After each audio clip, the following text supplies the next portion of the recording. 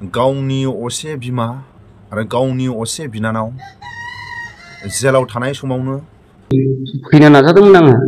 आइनि थिनाय माबायावबो नाथाय फैनो हायाखै।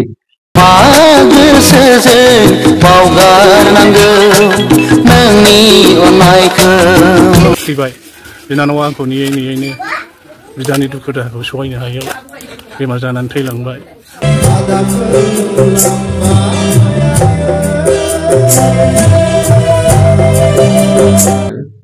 बिमायाबो थैनानै थांबाय। नासो हाबलाय लांबाय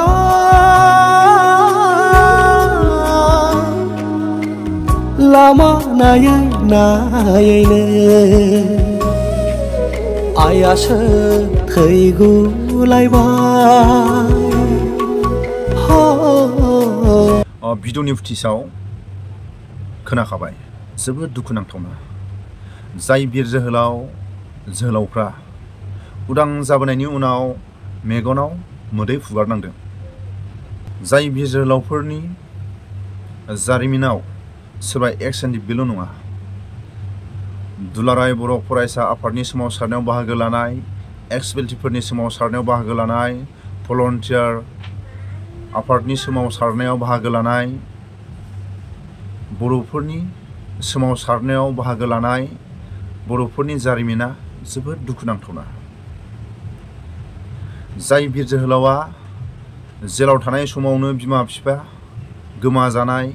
गावनि बिनानाव बिदा फंबाय, सोरबा गावनि बिमा बिफा गामिनि रायजो राजाफ्रा गोमाजानाय, गावनि जाथि खुरमाफोरनि माखासे अनगिरिफोरा गोमाजानाय, जोंनि बर' हारिनि जारिमिना जोबोद दुखुनांथावना। जेरै गावनि असे बिमा गावनि असे बिनानाव जेलाव थानाय समावनो इसोरनि अननाय आरो इसोरनि लांखारनायाव गावनि आगोमा गथ'खौ नागारनानै, गावनि आगोमा बिदाखौ नागारनानै, गामिनि रायजो राजाफोरखौ नागारनानै, गावनि गासै न'खरनि मानसिफोरखौ नागारनानै, गावनि जाथि खुरमा नागारनानै, बयखौबो नागारनानै इसोरनि अननाय आरो इसोरनि लांखारनायाव बे समायना संसारनिफ्राय आलो गोजोनै रुंसारि जालांनाय जोबोद दुखुनांथावना। थिग जाय बिर जोहोलावफ्रा उदांनि उनाव गावनि न'नि लांगोनायाव मेगनाव मोदै फुगारदों, थिग आंबो गारबोनाय समाव अरुणाचल प्रदेशनि नाहारलगन लकबआव 3 मास जेब्ला जों बै समाव हमजादोंमोन आरो बै समाव अरुणाचल प्रदेशआव जेल गिदिर गैयामोन। दायनिगिरिफोरखौ माबाफोर भुल मावोबा लकबआवनो दोनोमोन। जेब्ला नाहारलगन लकबआव 3 मास जाबायमोन बे समाव आंनि अनसुलि बिमायाबो इसोरनि अननाय इसोरनि लांखारनायाव गावनि गामिनि रायजो राजाफोरखौ नागारनानै, गावनि न'खरनि बयखौबो नागारनानै, जाथि खुरमा बयखौबो नागारनानै बे समायना संसारनिफ्राय आलो गोजोनै इसोरनि लांखारनायाव रुंसारि जायो। जोबोद दुखुनांथावना। आंल' नङा, सोरबा आंनि बिर जोहोलाव लोगोफोरल' नङा, जोंनि बर' हारिनि सोमावसारनायाव बाहागो लाग्रा फ्राय बाहाग मानसिनावनो दं। जोबोद दुखुनांथावना। भिडिअनि फुटेजाव स्पष्ट खोनासंलाङोबा एसेबाबो बुजिलांगोन। देंखोगिरिफोरनि देंखो मिलौ हालौ बोहाबनायजों दामगिरिफोरनि दामनाय जोबोद मिलौ हालौ जोंनि बर' हारिनि जारिमिनफोरखौ दामगिरि, गान खनगिरि, गान सुजुगिरि बेफोरनि गेजेरजोंबो खोनासंलांनो हायो, बुजिलांनो हायो। थिग आं देंखोगिरिफोरनि मिलौ हालौ बोहाबनाय, दामगिरिफोरनि दामनाय देनायफोरजों जोंनि बर'नि जारिमिनखौ बुजिलांनो हायो। खोनासंलांदो आरो लोगोसे जोंनि बिर जोहोलावफोरनि जायफोर उदां जाबोनाय दैदेनगिरिफोरनि नाजासोमनाय आरो सोमखारिग्रा जायफोर दैदेनगिरिफोरखौ आसि थुयै थुयै बुंगिरि बयनिसिमबो आंनि गोसो गोरबोनिफ्राय बुंग्रा सोमखारिग्रा मावग्रा गैयाबा जाय दैदेनगिरिफ्रा मावनांगौ टाइमाव लेहेमिया जायो थिग बेनि थाखायनो बुंग्राफोरखौबो गोसो गोरबोनिफ्राय गोजोननाय जासिहरो आसि थुयै थुयै बुंग्रा रायजो राजाफोरखौबो आंनि गोसो गोरबोनिफ्राय गोजोननाय जासिहरो आरो बुंजाग्रा मावग्रा दैदेनगिरिफोरनि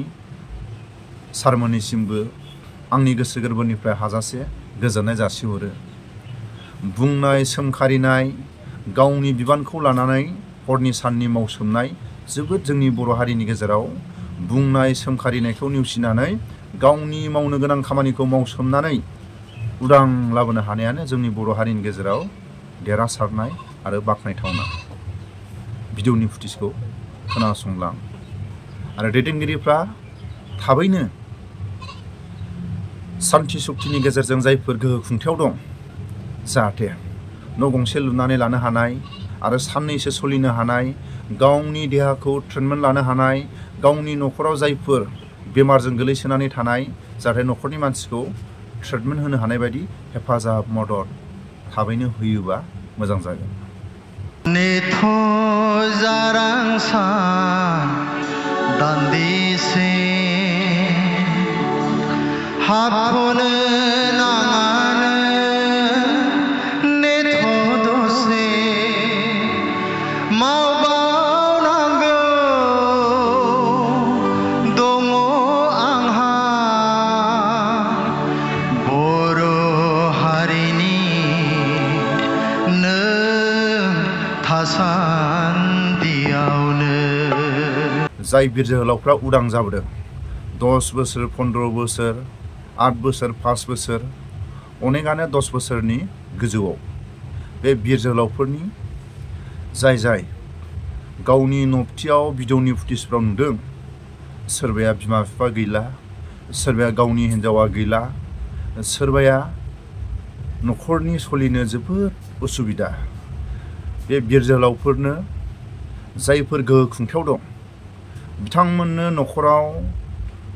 न' गंसे लुनानै लानो हानाय आरो न'खरखौ फोसाबनानै सोलिलांनो हानाय माबा मोनसे हेफाजाब मदद होयोबा जोबोद मोजां नांगोन मानो होनोबा जाय बिर जोहोलावफोरनि नाजासोमनायावनो बिटिआर सान्थि सक्तिया जादोंबा आरो बिटिआर सान्थि सक्तिनि नाजासोमनायजोंनो दिनै जाय गेदेरमाफ्रा गोहो खुंथायाव दं जायफोर गोहो खुंथायाव दं बे दैदेनगिरिफ्रा जायफोर उदां जाबोनाय बिर जोहोलाव बिथांमोननो जाहाथे सोलिनो माबा मोनसे हेफाजाब मदद होयोबा जोबोद मोजां जागोन आंनि चेनेलनि नायगिरि गेदेरमा रायजो राजा सोरबाफोर सासे सानै नुफ्लाङोबा सोरबा रायजो राजाफ्रा सोरबा दैदेनगिरिफोरनो नुनाय बायदि जाहाथे बे भिडिअखौ दैथायहरो जाय गेदेरमाफ्रा एक्स-एनडिपिफोरखौ जेलनिफ्राय उदां खालामनो नाजासोमदोंमोन नाजासोमनायनि गेजेरजों सोरबा सोमखारिनाय सोरबा बुंनाय बेफोरखौ हजम खालामनानै गावनि बिबानखौ लानानै नाजासोमै उदां खालामनो हादों जोबोद बाख्नायथाव जायफोर बुंग्रा जायफोर सोमखारिग्रा जायफोर खामानि मावनो नाजासोमग्रा बयनिसिमबो आंनि गोसो गोरबोनिफ्राय गोजोननाय जासिहरो बुंग्रा सोमखारिग्रा आरो मावग्रा थायाबा खामानिया लेहेमिया जायो थिग बेबायदि जोंनि बर' हारिनि गेजेराव खामानिफ्रा स्पिड जाबोयो दिनैनि समाव आं जायफोर गोहो खुंथायाव दं बे दैदेनगिरिफ्रा अननानै जायफोर जोबथेसालिनिफ्राय उदां जाबोदों बिथांमोननो न' गंसे लुनानै लानो हानाय गावनि न'खरखौ फोसाबनानै गावनि न'खराव जाहाथे जानाय लोंनाय बेफोरखौ जाहाथे माखासे सम माखासे हाजिरा थुजिरा मावनानै खामानि मावनानै लामा मोनसान्दि जाहाथे जायफोर गोहो खुंथायाव दं जाहाथे हेफाजाब मदद हरो साननैसोबाबो गावनि न'आव फैदोंबा गावनि न'आव थाफैनो मोननाय मोन्थायखौ मोनबायबा उदां जाबायबा गावनि न'आव ओंखाम संनानै जानांगोन उन्दुनांगोन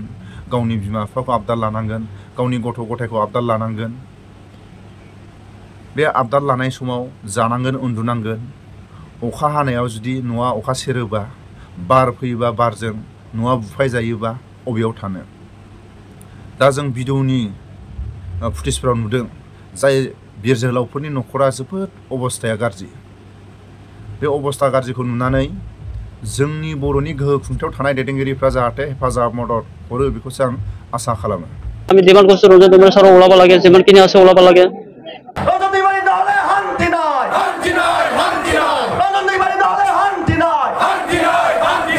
बिमायाबो थैनानै थांबाय लामा नायै नायैनो आइयासो थैगुलायबाय आंहा फेमिलि दंमोन नाथाय फेमिलिया गैला 10 बोसोर 6 मास 5 मास जाबाय बेनि गेजेराव आंनि फेमिलिया नेनो हायासै बे गुबुनजों हाबा जाबाय दुखुनांथाव बाथ्रा आङो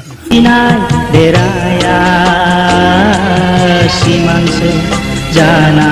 थाबाय माथो दानि मिजिङा अरायनि बुहां बुखारलांबाय दाथ' मा बुंनो रायजोफोर दायो आं दिनै जेलाव 9 बोसोर जाबाय आरो बिमायाबो थैनानै थांबाय आइयासो थैगुलायबाय